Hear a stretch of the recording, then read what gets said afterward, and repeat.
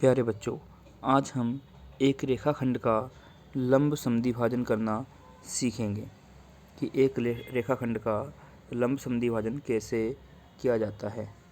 ठीक है बच्चों।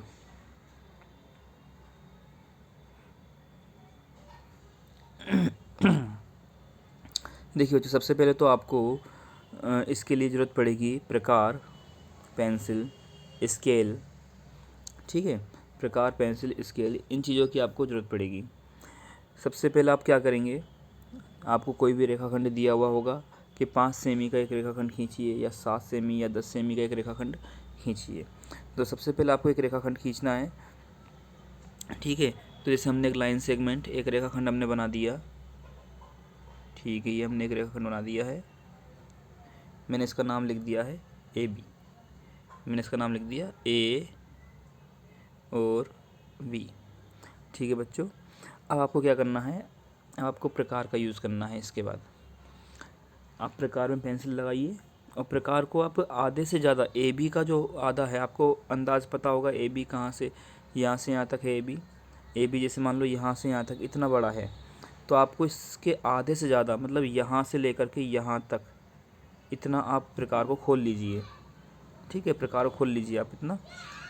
प्रकार की नोक को आप रखोगे, प्रकार को रखोगे आप बिंदु ए पर। कहाँ पर रखोगे, बिंदु ए पर रखोगे। और जैसे यहाँ पर आप प्रकार की नोक को रखोगे तो आप एक चाप काटोगे। एक चाप जैसे आपका ऊपर की तरफ कटेगा और एक चाप कटेगा नीचे की तरफ। इसी तरह से आप इतना ही चाप आपको रखना है, प्रकार को छोटा बड़ा नहीं करना है।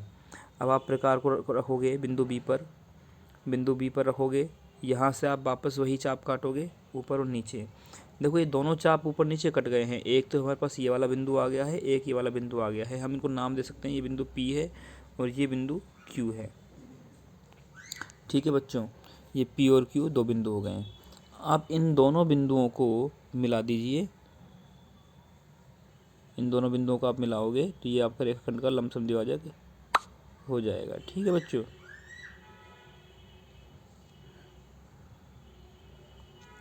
ये है आपका रेखाखंड का लंब समद्विभाजक PQ।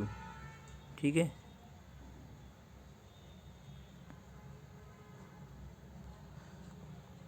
तो इस तरह से आप किसी भी रेखाखंड का लंब समद्विभाजन कर सकते हैं। ओके बच्चों, थैंक यू।